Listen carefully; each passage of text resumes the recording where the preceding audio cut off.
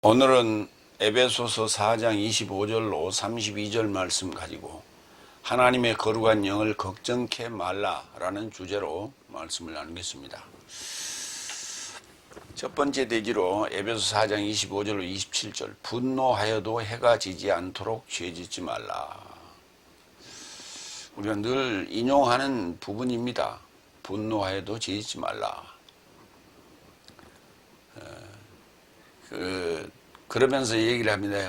해질 때까지, 해지기 전에, 그걸 풀어라. 이렇게 개혁성이 되어 있는데, 그런 얘기가 아니고요.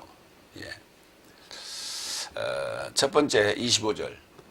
그로 인해 거짓을 벗어두고 각각 그의 이웃과 결합하여 진리를 발표하라. 내 삶이 서로의 지체 삶이기 때문이다. 거짓을 벗어두고 서로 지체 삶인 이웃과 결합하여 진리를 발표하라.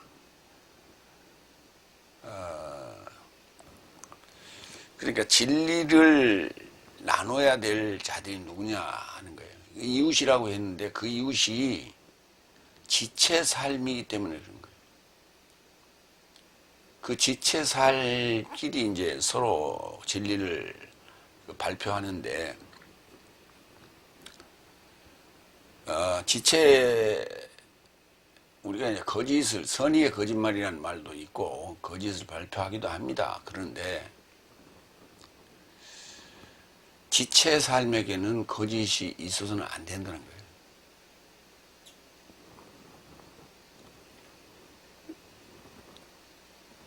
그래서 거짓을 벗어두고, 그러니까 지체, 우리 하나님을 모신 크리스토스를 머리로 하는 한 몸인 지체들 외의 존재들은 거짓말 합니다. 그런데 우리는 그래서는 안 된다 하는 얘기예요. 거짓, 푸슈도스.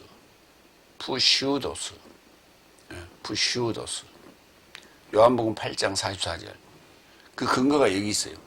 네 삶은 마귀 아비에게서 난 삶이요 네 삶의 아비의 욕망을 네 삶도 행하기를 원한다. 저는 마귀는 시작부터 살인자더라. 그리고 그 안에 진리가 없으므로 진리 안에 서지 못하더라. 그가 거짓을 말할 때면 자기 삶에서 전하다. 이는 그가 거짓말쟁이요 거짓의 아비이기 때문이다. 그러니까 우리 지체라고 하는 자들은 안에 뭘 가지고 있어야 되냐? 진리를 가지고 있어야 돼요. 진리가 아닌 거는 다 거짓이에요. 우리가 이제 거짓말이라고 하는 것으로 그걸 일반적으로 생각을 하는데, 거짓말이나 거짓이나 같은 거예요. 근데 진리가 아닌 건 다 거짓이라는 거예요. 진리가 아닌 건 거짓이라는 거예요. 그럼 성경은 진리래요.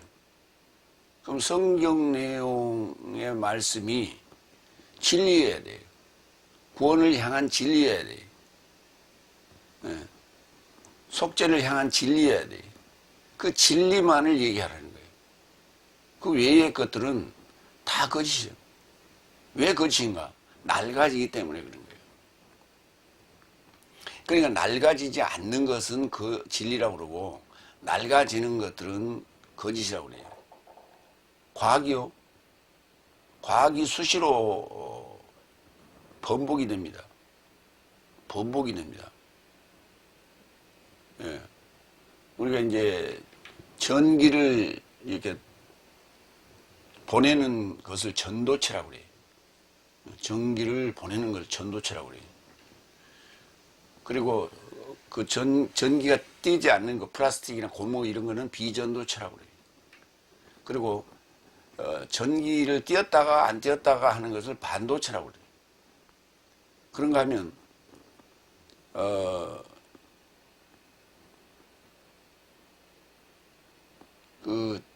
그 전기를 보내는 데 있어서 저항이 생겨요. 100을 보내는데 100이 다 안 가고 한 80밖에 안 가요. 왜? 이 선로에 가면서 이게 다 유실이 돼. 저항 때문에 유실이 되는데, 그거를 그 저항이 생기지 않고 가는 거를 뭐라 하냐면 초전도체라고 그래요. 근데 초전도체는 그 저항이 하나도 없이 100을 보내면 100이 다 전달이 되는 거예요. 그런데 영하 260도나 270도에서 많이 가능해. 근데 그 우리나라에서 개발된 거는 영하 170도까지 개발이 됐어요. 그런데 요즘에 상온 초전도체, 상온에서 정상적인 우리 일상적인 이 생활에서 영하가 아닌 상온에서 초전도체를 발견했다고 지금 논문이 발표가 됐어요. 그것도 우리나라에서 고대에 있는 교수들이 발표를 한 거예요. 그러니까 이제 그 선임 교수하고 두 제자들이 같이 연구를 하다가 선임 제자 개발을 해놓고 발견해놓고 선임 제자는 돌아가셨어요. 돌아가시면서 유언을 남기기를 그걸 완전히 이론적인 정립을 하기 전까지는 발표를 하지 마라. 그래서 발표했어요. 그러니까 기존에 나왔던 상식을 완전히 깨버리는 거예요.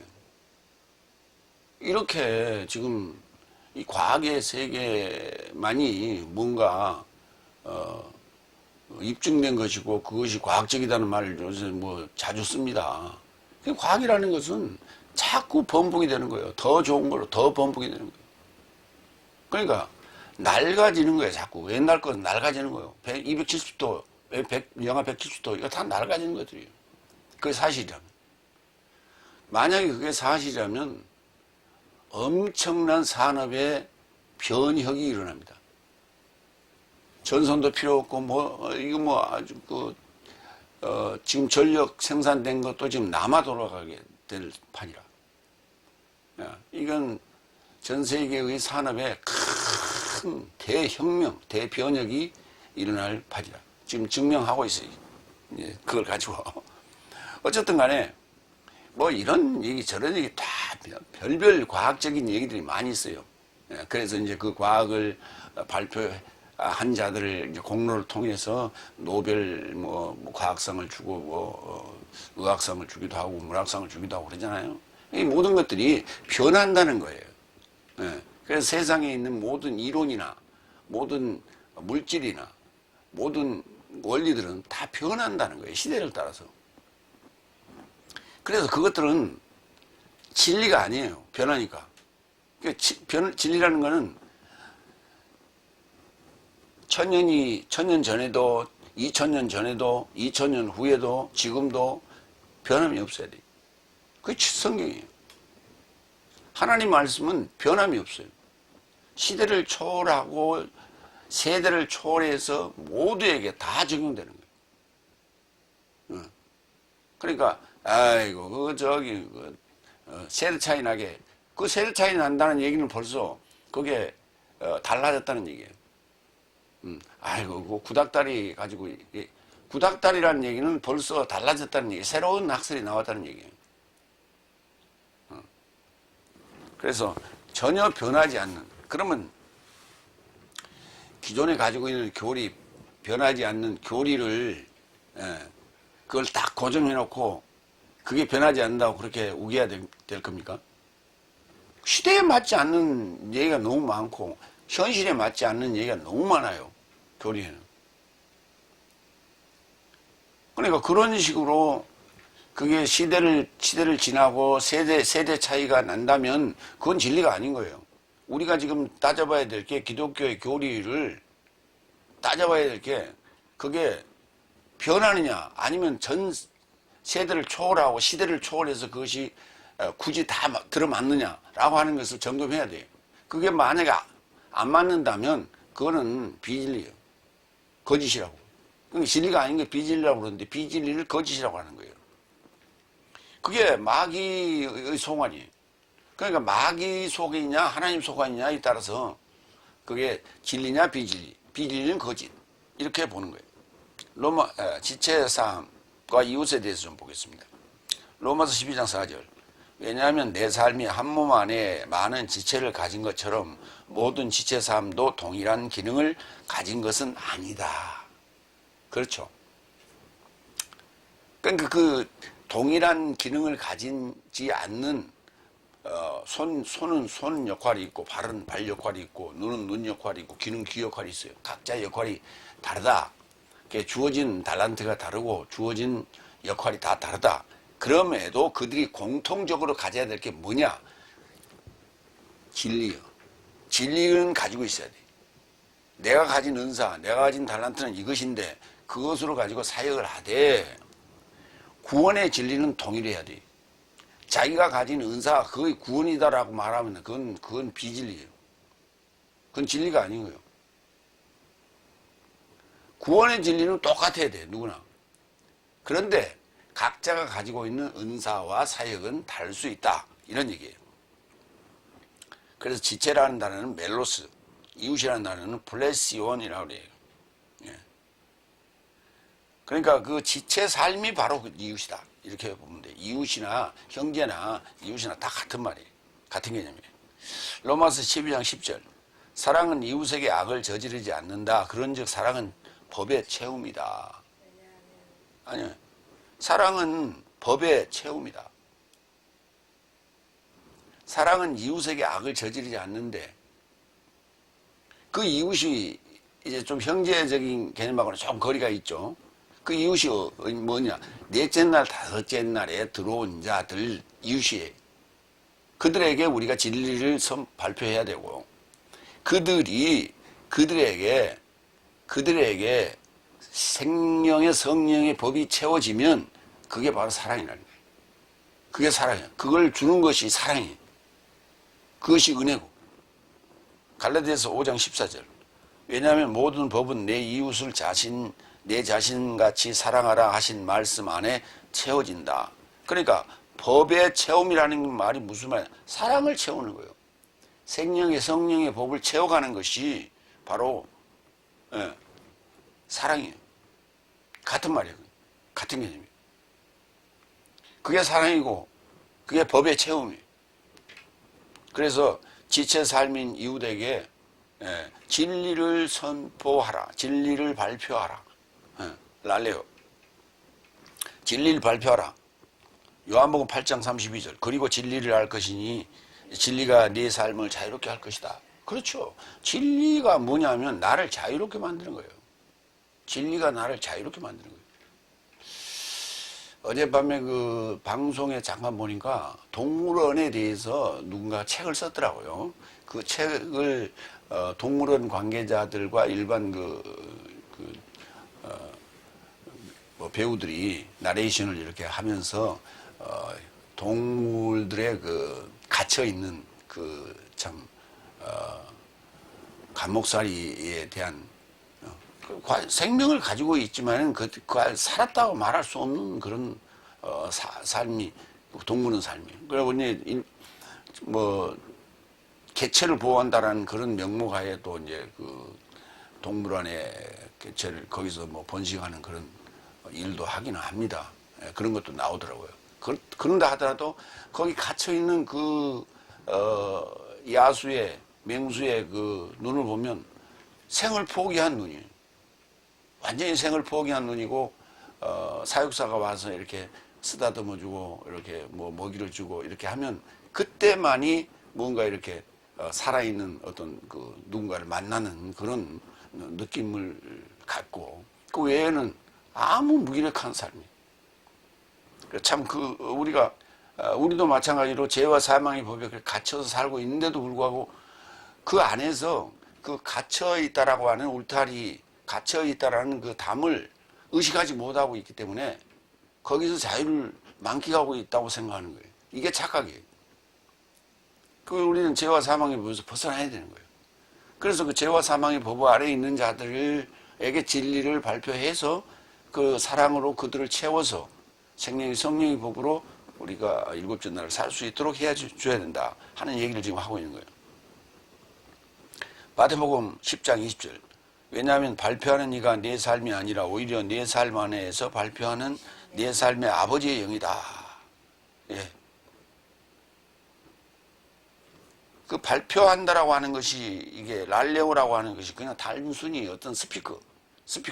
저기는 어떤 그런 뭔가 주제 발표와 같은 그런 개념이 아니라 발표하시는 이가 아버지의 영이라고. 영이 말하는 것으로 날래고 하라는 거예요. 진리를 영적인 것으로, 영적인 입장에서 날래고 하라는 거예요. 발표하라는 거예요. 두 번째로 갑니다. 27절. 분노하여도 죄짓지 말라. 내 삶의 경로에 접해 해가 지지 않게 하라. 마귀에게 장소를 주지도 말라. 예. 분노. 분노. 오르기죠. 오늘 이제 분노와 진노라는 얘기가 이제 등장할 텐데, 분노하다가 오르기조에. 그러니까 분노하여도 죄짓지 말라. 이 분노하여도가 명령법으로 되어 있어요. 그러니까 정확하게 번역하면 이런 얘기예요. 분노하라. 그러나 죄짓지 말라. 이 말이. 분노하라. 그러나 죄짓지 말라. 불의를 보면 분노해야 돼요. 예. 그러니까 분노하여도 죄짓지 말라라고 그렇게 번역한다면 이제 좀 순화해서 번역을 했는데, 분노하여도 죄짓지 말라는 그건 일반 평서문이에요. 그런데 여기 명령문으로 되어 있다는 거예요. 분노하라. 그러나 죄짓지 말라. 이렇게 번역해야 정확한 번역이에요. 그런데 그 대신에 마귀에게 장소를 주도록 경로해서 막 가는 상황까지, 우리가 막 가자는 거냐 이런 얘기를 하죠. 그 막다른 골목까지는 가지 말라는 거예요. 그렇게 돼서는 완전히 이웃과 또는 형제와 갈라서는 막을 치는 그런 단계까지 갈 수 있다. 그래서 그 단계까지는 가지 말아야 된다. 그런 얘기. 그때 막을 쳐버린다는 것이 바로 해가 지는 거예요. 해가 지는 거예요. 마태복음 5장 22절. 그의 형제에게 헛되이 분노하는 자도 모두 심판에게 붙잡히게 될 것이라는 것을 나는 네 삶에게 말한다. 그런데 저가 그의 형제에게 깡통이라 언급한다면 홍해에 잡히게 될 것이고, 또한 저가 그의 형제에게 미련한 자라고 언급한다면 불의 지옥에 붙잡히게 될 것이다. 그러니까 그 얘기는까지는 가지 말라는 거예요. 깡통이니 미련한 자니 이런 얘기는 하지 말라는 거예요. 그건 상대를 무시하는 것이고 인격을 깎아내리는 그런 적인 얘기니까 그런 거 된다면 공회에 잡히고 뭐 불지옥에 빠질 것이기 때문에 그렇게까지는 얘기하지 말라. 그런데 헛되이 분노할 때 심판에게 잡히게 된다는 얘기예요. 그러니까 헛되이 분노해서는 하지 말라. 진리가 아닐 때 분노하라는 거예요. 비진리일 때 분노하라는 거예요. 진리를 선포했는데 비진리를 행하고 있을 때 비진리로 가고자 하는 거예요. 진리를 받아들이지 않을 때 분노하라는 거예요. 그래서 명리법을 썼어요. 오르기죠. 그러나 죄짓지 말라 그랬어요. 하마르타노 죄짓다. 하마르타노 관역을 빗나갔다는 거예요. 그러니까 진리를 줬는데 진리로 가지 않고 비진리로 갔다. 그 관역을 빗나갔다는 거예요. 하타트. 히브리에서 하타트를. 마태복음 18장 15절. 그래서 만일 내 형제가 내게 이루고자 범죄한다면, 죄 짓는다면 가서 너와 그자만 상대하여 그를 책망하라. 그 책망하라. 이게 분노예요. 근데 분노까지는 안 갔죠. 만일 내 책망에게서 듣겠다면 내 형제를 얻은 것이다. 이제 그걸 위해서 안 되면 분노해야 되겠죠. 마태복음 18장 21절. 그때 페드로스가 그에게 다가와 응급하였다. 주여, 내 형제가 내게 이르고자 몇 번이고 범죄하여도 그에게 나 줄까요? 7번까지 할까요? 예수께서 그에게 말씀하신다. 나는 내게 7번까지라고 말하지 않고 오히려 7삶에 70번까지라고 말한다. 그걸 이제 77, 49, 490번까지 하라는 뭐 이런 얘기를 그런 얘기는 아니에요. 언제까지? 7삶에 70번까지. 7날에 들어갈 때까지 하라는 얘기예요. 7날의 삶을 살 때까지 하라는 거예요. 70번. 7날에 들어갈 때까지 하라는 거예요. 그러니까 끝까지 하는 건 아니고 7날에 들어오면 상관은 이제 안 해도 되죠. 네. 용서를 안 해도 돼요. 그러니까 여섯째는 우리의 사역이라고 하는 것이 뭐냐? 용서의 사역이에요. 그게. 응? 이건 용서가 아니에요, 이게. 용서하는 말은 없어요. 여기. 놔줄까요? RPM이. 놔줄까요? 옥 속에 갇혀 있는 것을 놔줄까요? 붙잡혀 있는 것을 놔줄까요? 족쇄 채워놓은 걸 놔줄까요? 이런 얘기예요.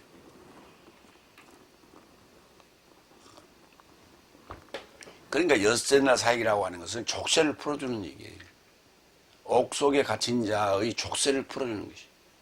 그게 엿새나 사익이다. 우리가 진리를 발표해야 될 이유가 바로 여기 있다. 지금 다니다 보면 다들 뭐 교인들을 엄청 많이 만나죠. 만나봐야 그 사람들 나오는 얘기가 뻔한 얘기예요. 그 답답해 죽겠어. 마귀에게 장소를 주도록 경록해 주도록 하지 말라 그랬어요. 장소, 토포스가 장소라는 뜻이에요. 그러니까 이게 기회, 장소, 그러니까 기회, 장소, 어떤 건덕지 이런 얘기예요. 거리. 그래서 마태복음 12장 43절. 그래서 더러운 영이 사람으로부터 나갔을 동안에 쉼을 찾아 물 없는 장소 삶으로 인하여 가로지르나 발견하지 못한다. 이렇게 해야 돼요. 그래서 내 안에 있는 마귀가 나갔는데 그게 다시 들어올 어떤 장소, 그 위치, 어떤 기회, 건덕지, 거리를 만들어주지 말라는 거예요. 그게 분노와 경로까지 간다든지 헛된 분노가 된다든지 이럴 때는 그게 마귀가 다시 들어온다는 거예요. 그걸 통해서 들어온다는 거예요. 경로로 해가 지지 않게 하라 그랬죠. 경로란 단어는 파로르, 기스모스, 좀 어렵죠. 헬리오스, 지다, 에피디오. 마태복음, 계시록 1장 16절 봅니다. 그의 오른손 안에 7별 삶을 붙잡고 있고 그의 입에서 예리한 양날금이 나가고 그의 얼굴은 그의 능력 안에서 해같이 밝히고 있다. 해가 두 종류의 해가 성경에 나옵니다. 한 해는 떨어지는 해예요. 지는 해예요. 어느 순간에 십자가에서 못 박혔을 때에 해가 지게 됩니다. 그때 그 해는 넷째나 다섯째 날까지 나를 인도해온 후견인과 청지기의 해예요. 해라는 게 뭐냐? 밝은 거니까, 에너지를 주는 거니까 나를 인도해간 그자 해예요. 이제 그 다음 여섯 날부터는 누가 해요? 그리스도스 예수스가 해라고요. 그러니까 이 해는 하늘에 두 개의 태양이 있을 수 없죠. 한 해는 져야 돼요. 그래서 새로운 태양이 뜬 거죠. 그래서 그 해가 지지 않게끔 하라는 거예요. 새로운 해가 지지 않게끔 하라는 얘기지 기존에 있는 해가 저기 숭천에 떠 있는 저 해를 얘기하는 게 아니라. 자, 그런데 여기 지다라는 단어가 에피띠오예요. 에피띠오인데 에피띠오를 보면 뭐라고 되어 있냐면 에피 더하기 띠노의 합성어입니다. 이렇게 되어 있어요. 그럼 띠노가 뭡니까? 이렇게 내려가다, 미끄러지다. 그래서 이렇게 미끄럼틀에 이렇게 붙여서 미끄러지죠. 이런 것을 에피띠오라고 했어요. 그러니까 정확하게 보면 에피띠노예요. 이게. 그런데 에피띠오라고 번역이 있어요. 그런데 한 가지 여기서 우리가 볼게. 입다라는 단어가 엔띠오예요. 그러니까 엔띠오면 이건 뭐냐면 안에 입다 이런 거야. 안에 입다. 근데 이거 좀 애매해요. 그래서 엔띠노 된다면 이게 훨씬 더 가까운 의미다. 그러니까 안으로 내려가다. 이렇게 안으로 쑥 들어간다. 이런 얘기예요. 그러니까 옷이라는 게 그렇죠. 내가 옷을 입으면 내가 옷 속으로 쏙 들어가는 거죠. 그래서 엔띠노가 아닌가. 그러니까 여기서 띠오에서 띠노로 그게 발음상 이렇게 차이가 생긴 게 아닌가 하는 생각이 듭니다.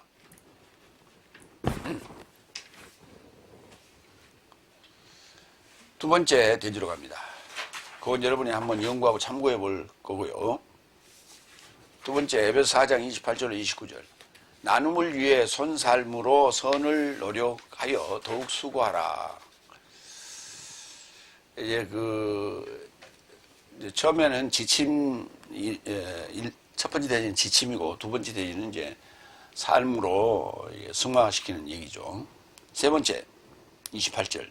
도적질하는 자는 더 이상 도적질하지 말라. 그래서 필요를 가진 자에게 나눔을 가지려고 손살므로 더욱 노력하여 더욱 수고하라. 쉽게 얘기하면 도적질하지 말고 필요한 자에게 나눠주라 이런 얘기예요. 도적질한다는 얘기가 무슨 말이에요? 내 욕심을 채우는 얘기예요. 내가 갖고자 하는 그 욕심을 채우는 거예요. 도적질하는 거예요. 그러니까 필요 이상으로 돈을 버는 것도 도둑질이에요. 나누기 위해서 벌었다면 상관없지만 쌓아놓기 위해서, 부를 축적하기 위해서 벌었다면 도둑질하는 거예요. 왜? 시중에 통화량이라고 그래요. 재화는 한정돼 있어요. 통화량이 한정돼 있는데 내가 쌓아놓기 위해서 자꾸 축적하기 위해서 벌어들이면 남의 주머니는 비이죠. 부지런히 벌었으면 써야죠. 나눠주기도 하고 써야 돼요. 그러니까 쓴다는 얘기가 나눠준다는 얘기예요. 물건을 사기도 하고, 구제할 사람이 있으면 구제도 하고, 적선할 사람이 적선도 하고, 이렇게 하는 거예요. 예. 그래야 경제도 돌아가고, 그래야 못 사는 사람도 일거리가 생기고, 그래서 일거리가 생기죠.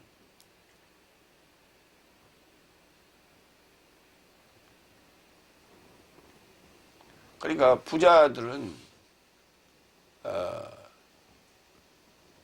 나는 이렇게 아꼈다. 짐을 잔뜩 공항에서 내려가지고 자기가 끌고 다니고. 남미 같은 데는 공항에 짐 옮겨주는 사람들이 많이 있대. 그래서 그 사람들도 벌어 먹고 살 수 있도록 줘라 이게. 그게 내가 편하기 위해서 그렇게 내가 손수 끌고 가지 않는 것이 아니라 그 사람들이 경제적인 생활을 할 수 있도록 도와주는 거예요. 그래도. 어쨌든 간에 이렇게 도적질 하지 말고 나눠주는 삶을 살아라. 필요한 자에게 나눠줘라. 필요 없는 자에게 나눠주면 안 되겠죠. 필요한 자에게 나눠줘라.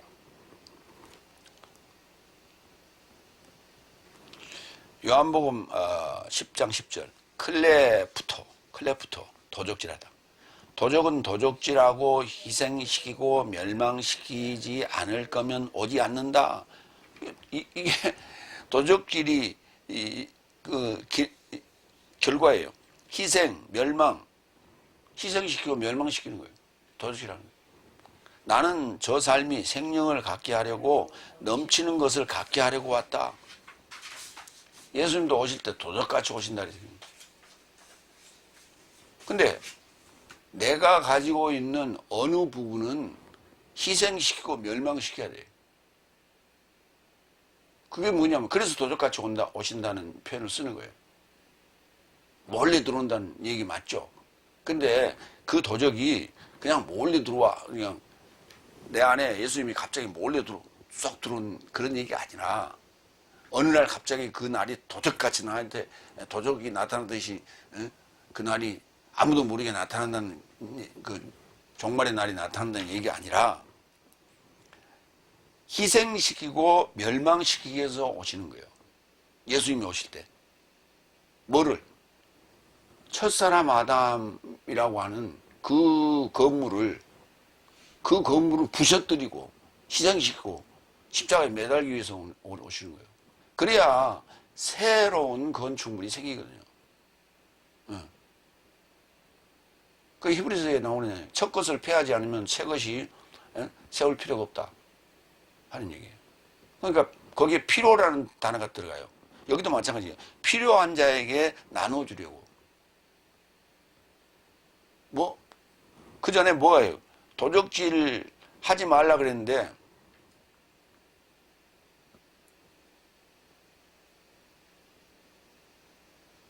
그 일을 예수님이 하신다고. 그래서 나는 부지런히 일하면서 나눠줘야 돼. 마태복음 9장 12절. 그러자 예수께서 들으시고 저 삶에게 언급하시되 건강한 삶은 의사가 필요를 갖지 않으나 흉하게 가진 자는 필요를 갖는다. 그렇죠. 흉한 자, 어디가 상처가 나고 어디가 아픈 자는 의사가 필요하죠. 건강한 자에게 의사가 필요 없죠. 그럼 예수님이 나는 의사인데, 나는 의사인데, 예수님을 맞이할 대상은 누구예요? 다, 흉하게 가진 자. 이게 흉하게 가진 자란, 이렇게 번역한 이유는 흉하게가 이게 부사하기 때문에 그래요. 흉한 삶을 가진, 그러면 이제 형용사라면 그렇게 써야 되겠죠. 흉하게 가진 거예요. 흉하게 더러운 것들을 그는 가지고 있는 거예요. 흉한 것을 갖고 있는 거예요. 그런 삶에게는 의사가 필요하죠. 그러니까 예수님을 필요로 하는 자는 다 흉하게 갖고 있는 자들이에요. 병든 자들이에요. 그럼 치유받아야 돼요. 그 치유하려면 어떻게 해요? 희생시키고 멸망시켜야 돼요. 그 구속, 버려야 될 게. 불필요한 그 병반은 다 제거해야 돼요. 나눈다. 메타디도미. 디도미라는 단어는 주다는 단어고, 메타는 것은 이렇게 결합시킨 걸 주는 거니까, 결합해서 주는 거니까, 나누는 거예요. 서로 관계가 형성이 되는 거예요. 서로. 나눔이라는 관계 형성이다. 우리가 공평하게 나누라. 이렇게 하지만, 나누면은 받은 자는 어때요? 감사를 느끼죠. 그래서 관계가 형성이 되는 거예요. 메타하기 위해서 주라는 거예요. 누가복음 3장 11절. 그러자 그는 답변하여 말하되 두 옷 삶을 가진 자는 옷 없는 자에게 나눠주고 메타디도미 음식 삶을 가진 자도 동일하게 메타디도미 하라. 관계를 형성하라 하는 얘기예요. 선한 노력으로 수고하라. 선한 아가토스 노력으로 에르가조마이 에르가조마이 이오탁 빠졌네요. 수고하라. 코피아죠. 코피아오. 예. 마태복음 7장 11절 보겠습니다. 그런즉 네 삶이 나쁜 자라도 선한 선물을 네 자식 삶에게 줄 것을 알아차리거든 더더욱 하늘 삶 안에 계신 네 삶의 아버지께서 그 자신을 구하는 삶에게 선한 것을 주실 것이다. 선한 게 누구예요? 선한 자가 누구예요? 하나님이라니까. 하나님 주신다고. 하나님이라고 하나님 주는 거예요. 진리를 주는 거는, 진리를 가져오는 것은 그리스도가 진리를 가져오는데, 그리스토스라고 하는 진리를 통해서 그걸 받아들이면, 그리스토스 안에 있는 진리를 받아들이면 하나님을 선물로 받는 거라니까. 그럼 하나님 선물 받으면 뭐야? 하나님을 갖고 노는 거예요? 하나님이 된다니까. 요한복음 5장 17절. 그러자 예수께서 저 삶에게 답변하여 내 아버지는 지금까지 일하시니 노력하시니 나도 일한다. 나도 노력한다. 에르가조마이. 일한다고. 일해야 돼요.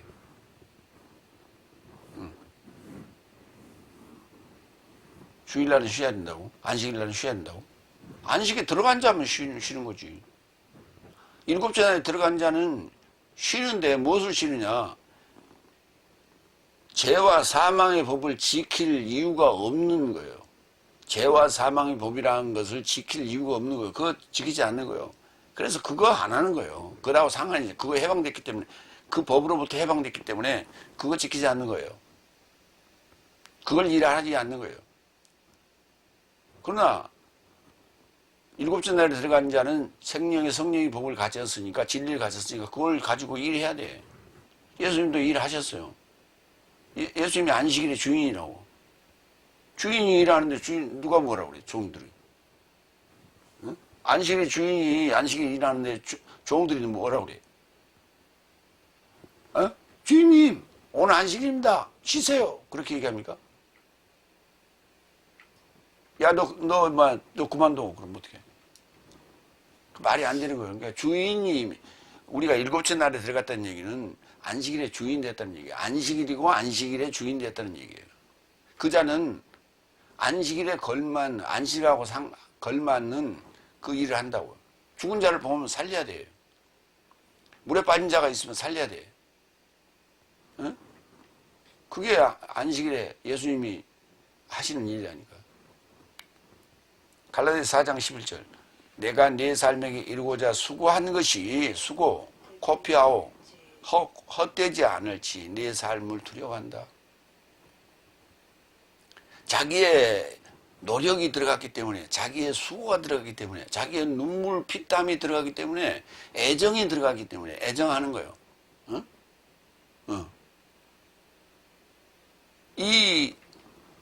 아니 자식이 아프면 부모가 왜 끙끙합니까? 왜 같이 아파합니까? 자기가 배 아파서 낳은 자식이기 때문에 그런 거예요. 자기의 피와 땀이 눈물이 서린 그 형제는 염려한다고요. 두려워한다고요. 이렇게. 혹시 잘못될까? 그게 뭐가 잘못됐어요? 네 번째, 29절. 네 삶 입에서 나오는 모든 부패한 말은 내보내지 말고 오로지 듣는 사람에게 은혜를 주려고 필요의 세움을 향하여 어떤 선한 것이든 내보내라. 어떤 선한 것이든 내보내라. 뭐 하려고? 새로운 건축물, 새 예루살렘 성을 건축하기 위해서는 어떤 선한 것이든 내보내라. 그런데 부패한 말은 내보내지 말라고요. 그냥 마음에 담아두라고요. 하고 싶어도 마음에 담아두라고. 은혜, 카리스. 은혜가 나올 때는 늘 로마서 5장 21절을 가라 그랬죠. 이는 죄가 사망 안에서 통치한 것 같이 은혜도 이같이 내 삶의 주 그리스도스 예수로 인하여 내세적 생명이 이루고자 의로 인하여 통치하려고 한다. 네. 의로 인하여 통치하는 그게 은혜예요. 은혜. 은혜를 주려고 이렇게 통치하려고 의로 통치하려고 필요의 세움을 향해 선한 것을 내보내라고요. 세움, 오이코도메. 이거 자꾸 이제 혼동하는 거예요. 오이코도메. 건축물 또는 세움 이렇게 말할 수 있는 거예요. 건축물 또는 세움. 고린도전서 3장 9절. 왜냐하면 내 삶은 하나님의 동역자 삶이요 내 삶은 하나님의 밭이요 하나님의 건축물이다. 네 삶이 하나님의 건축물이에요. 우리가 성도를 세워가는 것은 다섯째 날, 넷째 날, 다섯째 날을 여섯째 날, 일곱째 날로 세워가는 것은 그것이 건축물, 그 건축물, 새 건축물, 새 예루살렘 성이라고요. 새 예루살렘 성을 짓는 거예요. 그게 뭘로? 말씀으로 흐레마로 지어가는 거예요. 그래서 그 새하늘과 새 땅이 되는 거예요.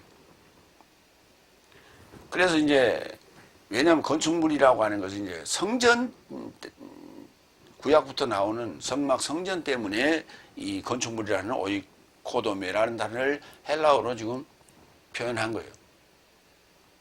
그러니까 건축물이라는 건 짓는다는 개념으로 쓸 때 새 예루살렘 성이고 성전인데 짓는다는 의미를 쓸 때는 오이코도메라는 단어를 쓰는 거예요. 짓는다. 지어간다라는 의미를 쓸 때 오이코도메라는 단어를 쓰는 것이고 그 지어진 결과물을 말할 때는 나우스를 쓰는 것이고 그런 거예요. 그 다음에 사프로스 부패한 단어. 부패한 말은 내보내지도 말라. 그걸 이제 못된 것이라고 마태복음 7장에서 번역을 했어요. 부패한 것하고 못된 것하고는 좀 차원이 다르죠. 못된 것은 쓸모없게 되었다라고 하는 거예요.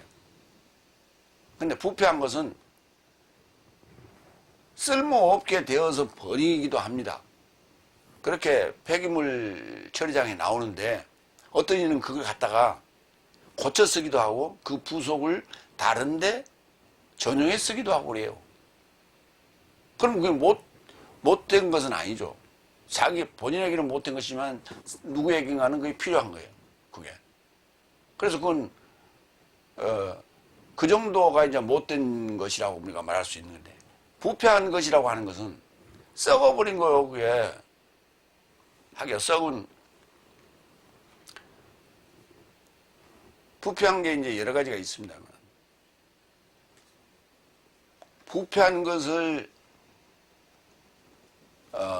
우리가 이제 발효도 부패는 부패예요. 발효도 부패인데 발효의 개념하고 부패의 개념은 다른 거예요. 부패의 개념은 악성 세균에 의하여 썩은 것을 썩었다 그러고 부패했다 그러고, 좋은 균에 의하여 썩는 것을 우리가 발효됐다 이렇게 말해요. 그래서 그 좋은 균이냐 나쁜 균이냐에 따라서 나쁜 균에 의한 것은 썩었다 그러고 좋은 균에 의한 것은 우리가 발효됐다 이렇게 말하는 거예요. 그러니까 된장이나 간장이나 고추장이나 누룩이나 이런 것들은 다 뭐예요?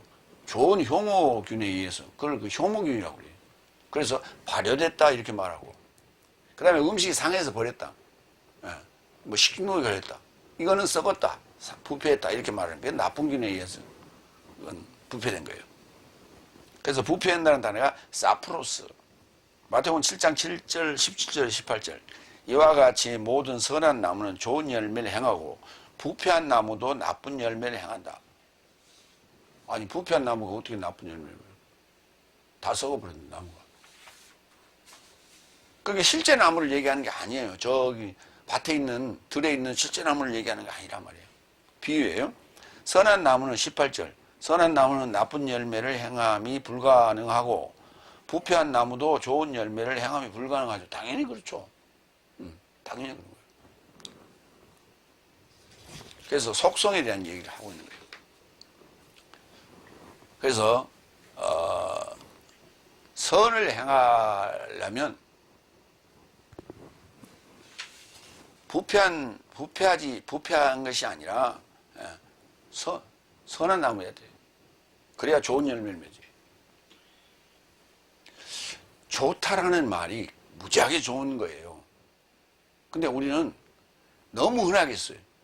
선하다는 말은 흔하게 안 쓰고 좋다라는 말은 흔하게 써요. 근데 선하다는 말을 흔하게 쓰고 좋다라는 말은 조금 아껴둬야 돼요. 왜냐하면 좋다라는 것은 열매에 해당되는 것이고 선하다는 것은 행위에 해당되는 거예요. 그러니까 행위가 선해야 좋은 열매를 맺는 거예요. 좋은 결과를 내는 거예요. 근데 우리는 좋은이라는 단어는 흔하게 쓰고 선하다는 단어는 더 귀하게 여겨요. 근데 선해야 좋은 열매를 맺는 거예요. 마지막 세 번째 되지. 에베소 4장 30절 32절. 속량의 날에 이르고자 인침받았으니 하나님의 거룩한 영을 걱정케 말라. 다섯 번째 30절. 그리고 하나님의 거룩한 영을 걱정케 말라. 그 안에서 네 삶이 속량의 날에 이르고자 인침받았다. 속량의 날이 뭐예요? 일곱째 날 들어가는 거, 여섯째 날 여섯째 날 마치는 날이 속량의 날이에요. 그러니까 여섯째 날이 속량하는 날이에요. 그러니까 속량의 날이 뭔지를 지금 안 써놨어요. 몇째 날이라고. 그래서 성경에서 일곱째 날을 깨달은 자만이 안다니까요. 그리고 그 속량의 날에 들어갔을 때 진리라고 하는 게 뭔가를 알게 되는 거예요. 진리가 안 오면은 기존에 가지고 있는 교리로는 속량의 날에 들어갈 수가 없어요. 들어갔다고 확인할 수가 없어. 내가 들어갔다고 인증할 수가 없어. 진리가 선포돼야만이 돼. 진리가 발표돼야만이 돼. 그러면 진리는 넷째 날, 다섯째 날에 기존에 가지고 있는 교리로 가지고는 그게 구분이 안 되잖아요. 세대별 구분이 안 되잖아. 시대별도 구분이 안 되잖아. 무슨 말이냐면 유년부, 초등부, 고등부, 청년부, 장년부, 노년부까지 오는 동안에 교리가 똑같잖아. 뭐 달라진 게 뭐 있어? 하나는 달라진 게 없잖아. 근데 어떻게 송량의 날이 있고 구분이 되냐고. 그리고 구습이 죽고 새로운 것으로 새 사람으로 거듭났냐고. 교회 나오면서 바뀌었다고. 이스라엘 백성이 넷째 날 애굽에서 나왔을 때 광야에서 바뀌었어요. 구습이 바뀌었어. 여러분보다 훨씬 더 바뀌었어.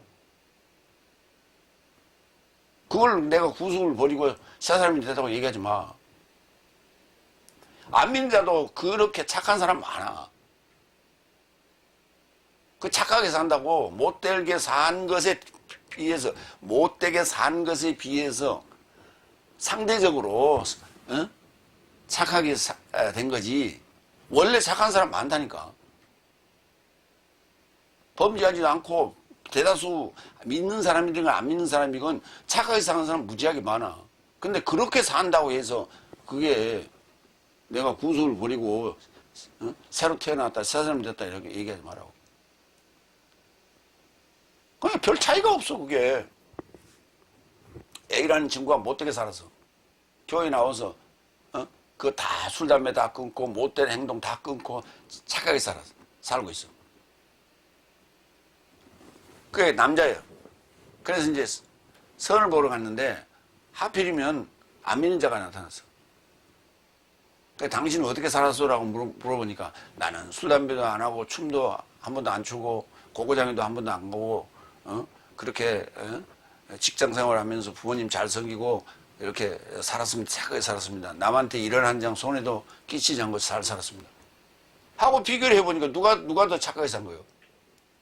지금 믿는다라고 하면서 자기는 거듭났다라고 하는 사람하고 안 믿는다고 하는 그 여자하고 누가 더 착하게 살았어? 그 여자가 훨씬 더 착하게 살았잖아. 그런 과거가 없잖아. 그게 무슨 놈 거듭남이요? 이거 진리라고 얘기하면 안 된다니까. 그게 성령의 날에 들어간 게 아니라니까. 착각을 하고 사는 거야. 교회 나와서 자기는 착하게 살면서 성령의 날에 들어갔다고. 착각하지 마시라고. 하나님 안에서 성령의 날에 이루고자 인침받았으니 하나님의 성령을 걱정하지 말라고요. 그러니까 이게 성령의 날에 이루고자 인침받았는지 안 했는지 뭐가 구분점이 없어. 구분점이. 단지 교회에 나오기 전에 나온 후로 이거예요. 성령 아폴리트로시스 성령 속전을 주고 죄를 사하는 거예요. 그걸 성령이라고 해요. 이걸 이제 구속이라고도 표현했는데 구속이라는 단어가 성령이라는 의미도 있지만 구속영장 신청한다는 얘기가 요새 아주 TV에 아주 남발하는 뉴스에 하루에 몇 번 나오잖아요. 구속영장 신청. 그게 좀 어감이 좀 싫어. 그래서 성령이라는 단어가 훨씬 더 낫다. 성령으로 바꾸세요. 구속으로 쓰지 말고. 로마서 3장 23절 24절. 왜냐하면 모든 삶이 죄 지었고 하나님의 영광이 미달되자 그리스도스 예수스 안에 성령으로 인하여 그의 은혜로 값없이 의롭게 되었다. 그렇죠. 죄 지었으니 하나님의 영광이 미달한 거예요. 죄 지은 자는 하나님의 영광이 미달한 거예요. 그 죄 지은 자가 누구예요? 나는 평생 잘 살았는데요. 십계명 갖다 들이대면 구약의 율법 들이대면 그거 안 걸릴 사람 있어요? 다 걸려요. 다 죄 지은 자예요. 그 죄 지은 자는 하나님의 영광에 아직 도달한 게 아니에요. 그러면 결국은 우리가 여기 23절을 보면 하나님의 영광에 도달해야 되는 게 우리의 목표라고요. 신앙생활에 목표가 하나님의 영광에 도달하는 거예요. 하나님 같이 되는 거예요. 24절 그거 어떻게 하냐. 그리스도스 예수스 안에서 속량으로 인하여. 어디서 속량받는다고요? 그리스도스 예수 안에 많이 들어갔을 때 많이 속량받는 거예요. 그리스도스 예수스와 함께 십자가에 매달려야 돼요. 그래야 속량되는 거예요. 그런데 나를 위해서 예수님이 십자가에 못 박으셨다고? 그러니까 벌써 그게 안 맞아. 이 에베소 안 맞아요. 이 얘기는. 에베소 1장 13절, 24절하고.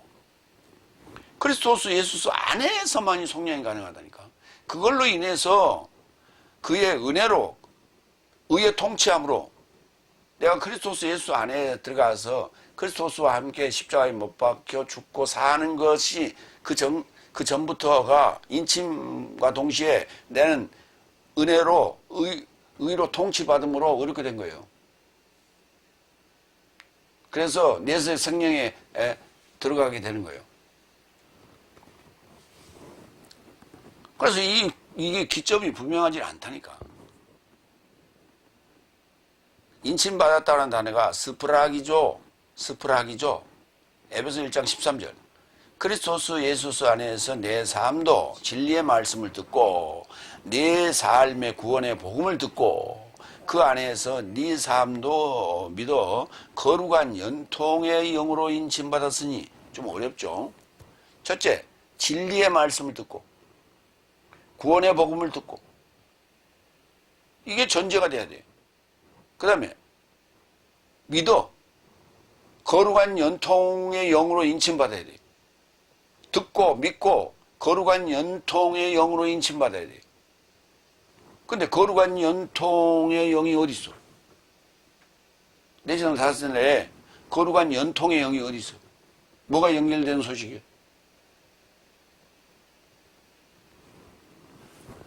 구약에서 신약 계시록까지, 창세기부터 계시록까지 내 삶의 구원에 관련된 구속사의 그 연결이, 예? 구속사로 연결되는 것이 적용돼야 돼요. 성경이 구속사인데 구속사가 내 삶에 적용돼야 돼. 이것이 거룩한 연통의 영으로 인침받는 거예요. 그래서 어느 시점에 내가 내가 잊었을 날 들어왔구나 하는 것을 알게 돼. 뭘 들음으로? 진리의 흐름화를 들음으로. 넷째 날 다섯째 날에 진리의 흐름화가 없어요. 넷째 날 다섯째 날에 속한 자들에게 예수님이 뭐라고 했어? 그 지도에 서기관 바리새인들에게 네 아비는 마귀니라, 거짓말쟁이니라, 살인자이니라 이렇게 얘기했다니까. 그 해 아래에 있는 자들은 지금 거룩한 연통의 영으로 인침받은 게 아직 아니요.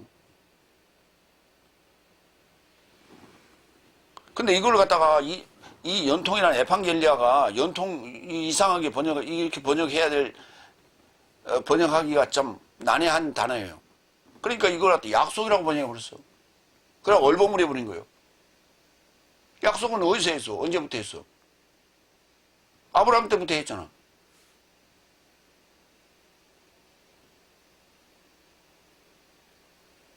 그리고 제자들에게 했잖아.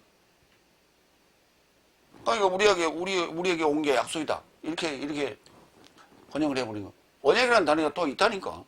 디아테케라는 단어가 따로 또 있어. 아브라함하고 한 건 디아테케요. 언약이요. 신약에도 디아테케 언약이 수없이 써있어. 이 단어는 에판겔리아예요. 연통이라는 단어예요. 연통을 이걸 찾아내야 돼. 일곱째 날의 개념 구속사로.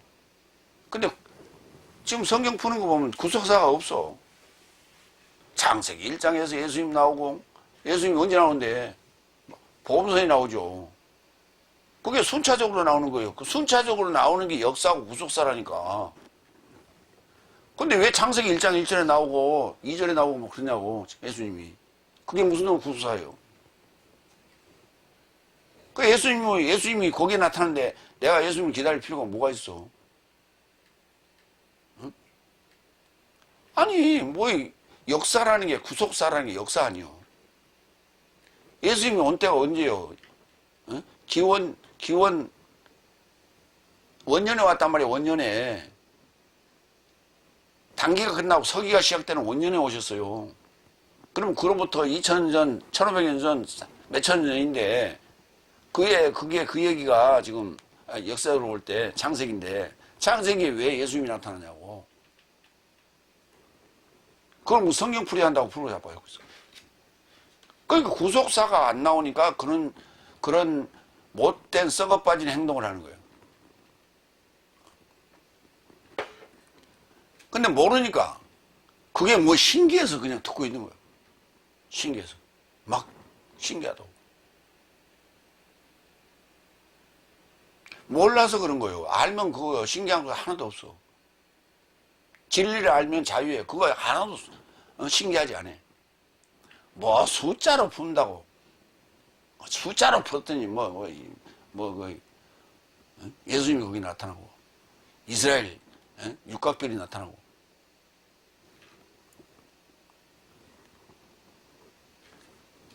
히브리어 분해한다고 난리치고. 산에 있는 나무를 우리가 베어왔어요.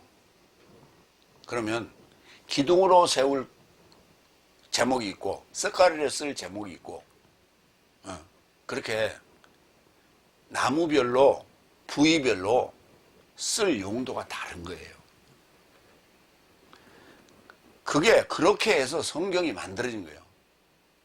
그게 단어들이에요. 그런데 그 단어들을 갖다가 이리 쪽이고 저리 쪽이고 지리 쪽이고 난도질을 해버렸어요. 산에 있는 나무를 베다가 전부 찢어가지고 난도질을 해버렸어요. 그럼 뭐가 돼요? 쓰레기지. 그게 무슨 놈의 제목이야? 쓰레기지. 그걸 가지고 어떻게 집을 지어? 쓰레기지. 그럼 그건 뭐 어디다 써먹어? 불쏘시개나 써먹어요. 성경 그렇게 풀면 안 된다고.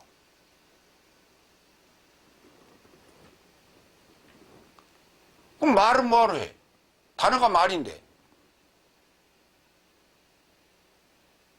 단어가 없으면 의사 전달이 안 되는 거예요. 단어가 없으면.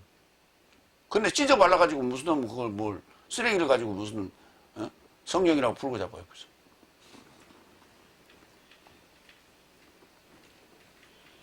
연통, 에판겔리아. 연통의 영으로 인침받아야 돼요.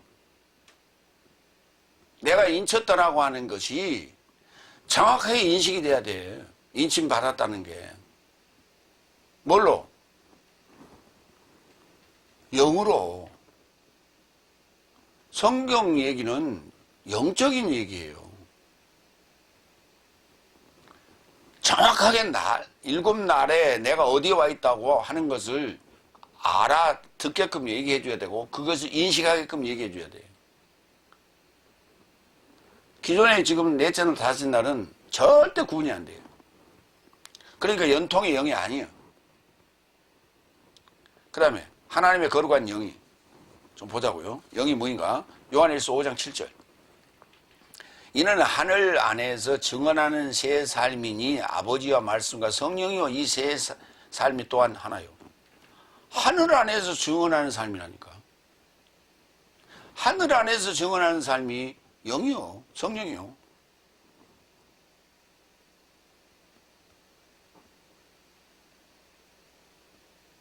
목사의 말이 아니라니까.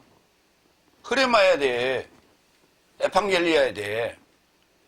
푸니마, 거룩한 푸니마야 돼. 하기오스 푸니마야 돼.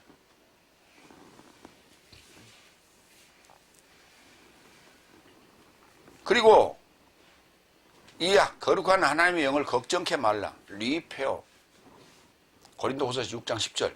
걱정하는 삶 같으나 항상 기뻐하고 거지 삶 같으나 다수 삶을 부욕해 하고 아무것도 없는 삶 같으나 모든 삶을 꽉 잡은 삶이다. 저 양반은 뭐가 있어? 범접할 수 없는 뭐가 있어? 그런 포스가 느껴지는 외모가 아니고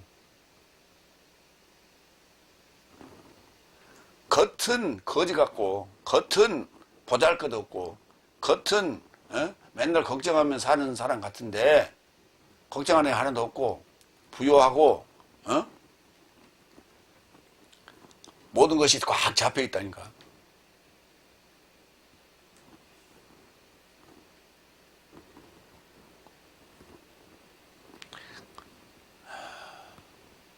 아까 파울로스가 염려했잖아요.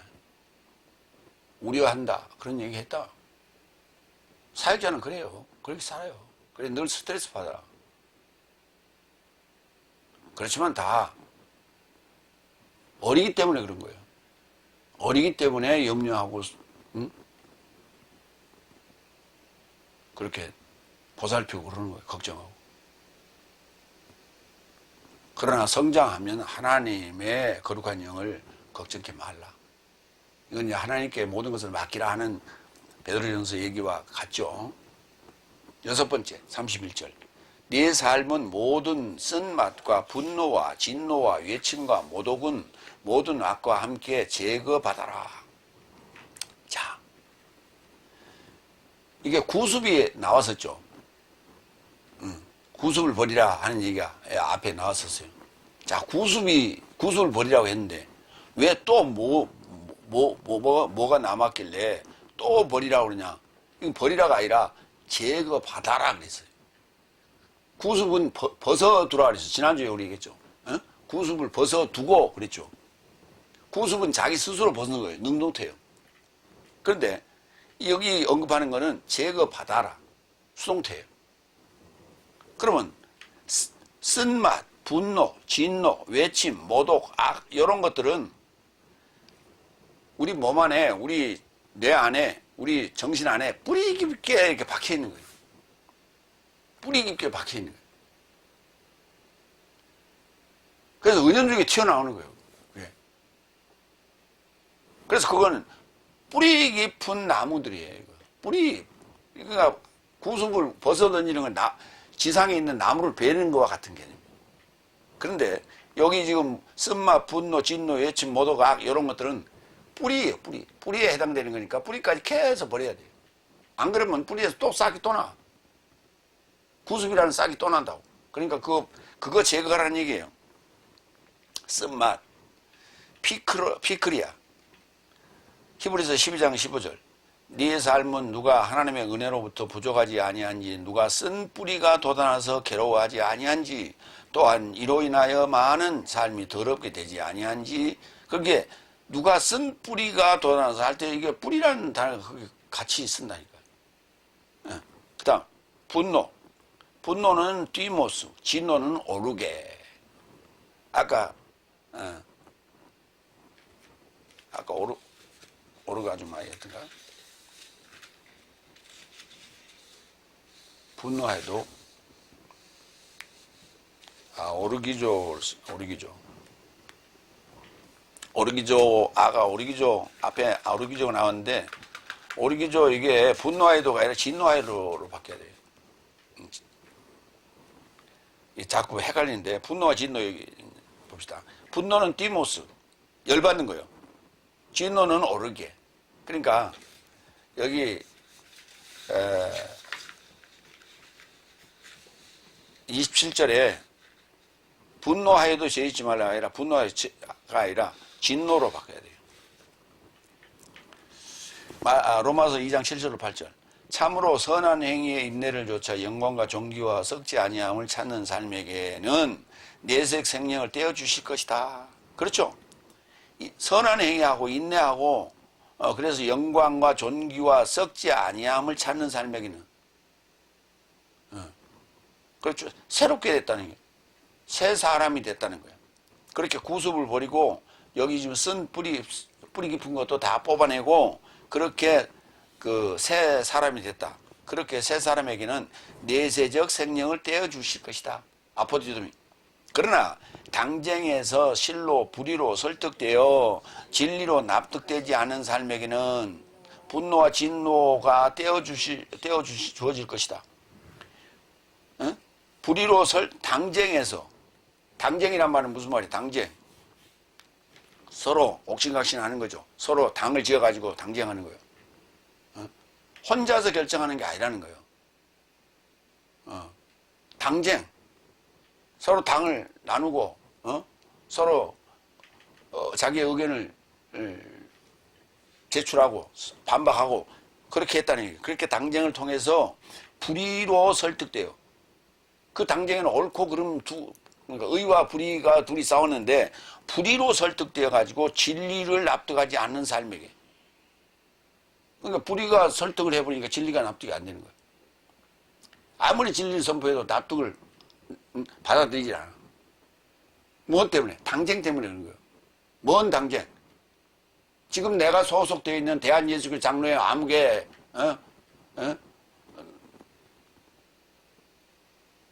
종회,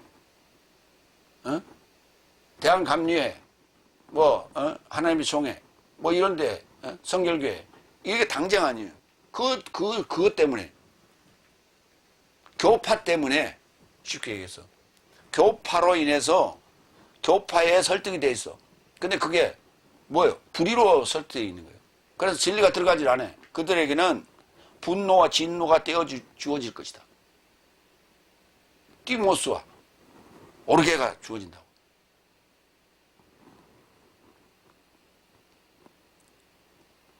외침. 크라우게. 그래서 마태복음 25장 6절. 그래서 밤의 중심에서 외침이 발생하는 것이다. 이게 큰 소리, 외침이 발생한 것이다. 보라, 신랑이 온다. 그의 상봉에 이르고자 나오라. 열처녀들이 신랑을 기다리는 얘기겠죠. 그 다음에 모독. 블라스페미아란다는데, 모독. 이거 다 지금 우리가 제거 받아야 될 거예요. 요한복음 10장 33절. 유대인 삶이 그에게 답변하여 말하되 좋은 사역에 관하여 당신을 돌팔매질하지 않고 오히려 모독에 관하여서와 당신은 사람이면서 자신을 하나님이라 행하기 때문이다. 잘못 알고 있는 거예요. 잘못 알고 있는 거예요. 예수님이 하나님이고 성경의 목표가 하나님이에요.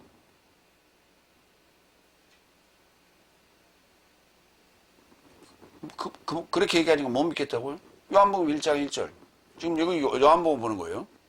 요한복음 10장에서 지금 예수님을 사람이면서 하나님이라고 했기 때문에 자칭이란 말은 없어요. 자신을 그걸 자칭이라고 번역했어요. 하나님이라고 행하기 때문이다. 이렇게 서기관 바리새인들이 얘기했어요. 그래서 당신이 모독했습니다. 우리가 믿는 하나님 모독했습니다. 이 얘기예요. 요한복음 1장 1절. 엔 호로고스. 시작 안에 말씀이 미완료로 있었어. 그 말씀이 프로스톤데온. 하나님을 향하여 있었다니까. 그 말씀이 곧 미완료로 계신 하나님이라고. 그러니까 완료가 되면 미완료는 있는데 시작에는 미완료인데 완료가 되면 하나님이라니까. 갈라디아서 2장 19절. 법으로 인하여 법으로 죽었나니 하나님으로 살고자 합니다. 그 법이 두 가지요. 율법으로 인하여 율법으로 죽었나니 그렇게 번역하면 안 되죠. 내가 어떻게 율법으로 인해서 율법으로 죽었어?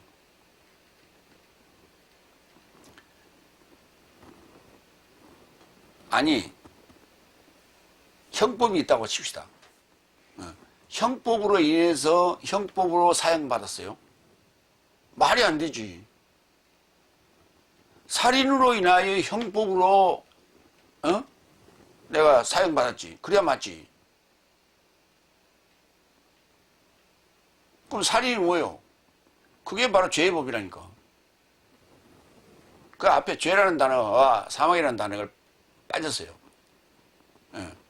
그게 성경이 그래서 어렵다는 거예요. 그래서 안다는 전제하에 지금 바울은 그렇게 갈라디아 2장 19절에 써놨는데, 안다는 전제하에 써놨는데 몰라 보는 사람이. 죄의 법으로 인하여. 법이라는 것은 방법이에요. 방법. 법칙, 죄를 짓는 방법. 초법이 교도소 갔다 오면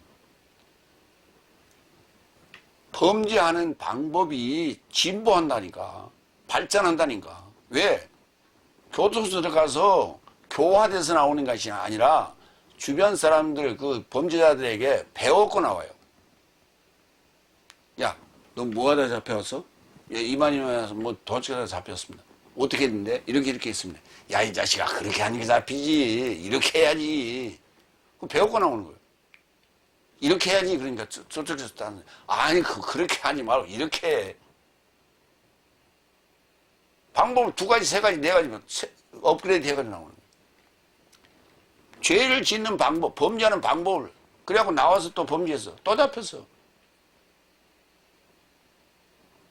그래갖고는 2범, 3범 이제 몇 범이 되는 거예요.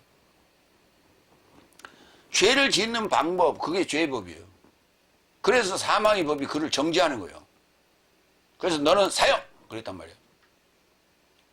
그렇게 죽었어. 누구와 함께? 그리스도스와 함께. 그래서 그 그리스도스 예수스와 함께, 그리고 사망의 법으로 죽은 것은 바로 하나님으로 살고자 합니다. 이렇게 딱 나와 있어요. 그런데 모독에 관해서와 당신은 살아있으면서 자신을 하나님이라고 행하기 때문이다. 이렇게 예수님을 정죄했다니까. 전혀 성경을 잘못 알고 있어. 지금 현재 넷째 날, 다섯째 날이 이렇게 알고 있다니까.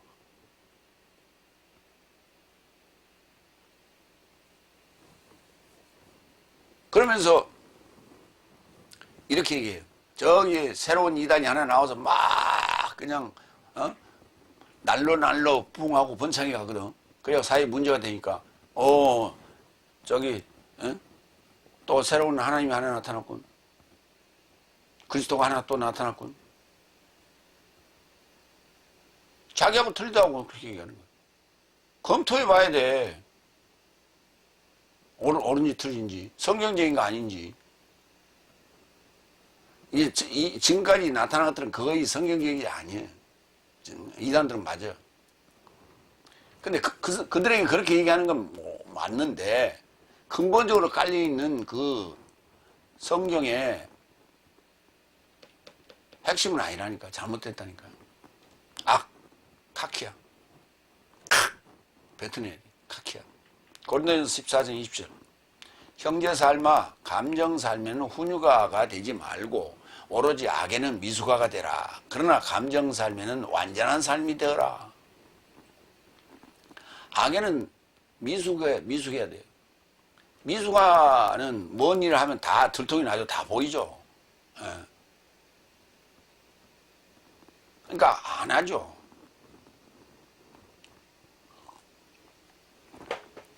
저기 초등학생 보고, 야, 너 돈 필요하냐? 예, 필요합니다. 얼마 필요해?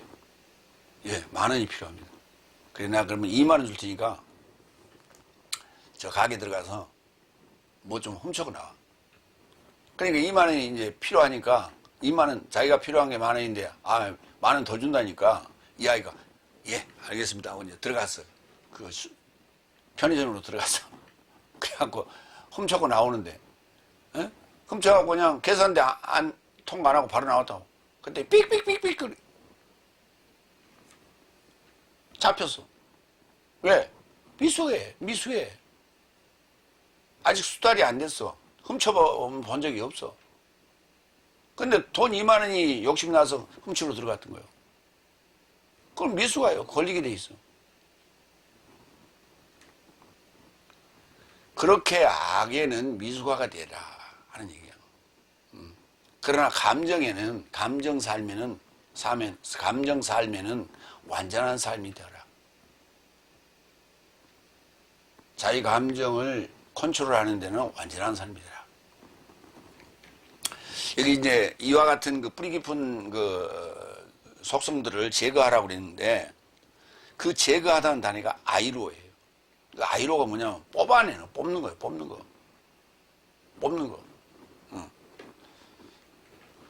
마태복음 14장 20절. 그리고 모든 삶이 먹고 배불리게 되었고 저 삶은 조각 삶에 넘친 삶을 12바구니 삶을 차게 거두었다. 이 거뒀다가 아이로예요. 거뒀다. 거기서 이렇게 전부 들고 갔다니. 저기 있는 걸 전부 들고 갔다니. 거기 놔둔. 그러니까 뿌리가 있든 아니면 그 놓여 있던 것을 이렇게 들고 갔든 간에 이렇게 그 자리에 없애는 거예요. 그 자리에서 없애는 거예요. 그 자리에서 없애는 거예요.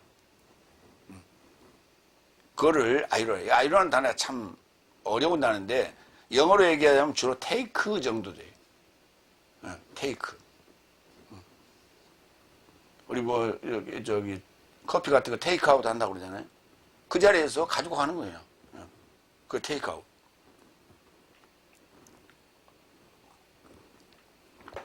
어쨌든 간에 이 아이로라는 단어가 상당히 좀 다양하게 번역이 됐어요.